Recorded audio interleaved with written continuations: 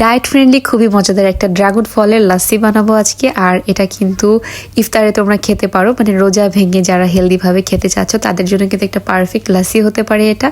তো আমি ড্রাগন ফল কেটে নিলাম, কেটে সেগুলোকে ব্লেন্ডারের জারের ভেতর দিয়ে দিলাম। আরও একটু ড্রাগন ফল নিয়ে সেটাকে খুব ভালো করে কুচি করে রেখে দিলাম। এটা আমি জাস্ট লাসির ভিতরে দিয়ে দিব, যাতে মুখে বাঁধলে খেতে অনেক ভালো লাগে। এবার নিয়ে নিলাম হচ্ছে আড়ঙের টক দই, আর এটা আইস ছিল যার জন্য এক্সট্রা করে আর কোনো আইস দিয়ে দিলাম স্প্লেন্ডা একটু মিষ্টির জন্য। সাথে দিয়ে দিলাম কলা, তোমরা চাইলে স্প্লেন্ডার বদলে কলা ইউজ করতে পারো। তারপর দিয়ে দিলাম পানি। এবার এগুলোকে খুব ভালো করে ব্লেন্ড করব। আর তোমাদের কাছে টক দইটা যদি ঠান্ডা না থাকে সেক্ষেত্রে তোমরা আলাদা করে আইস দিয়ে দিতে পারো।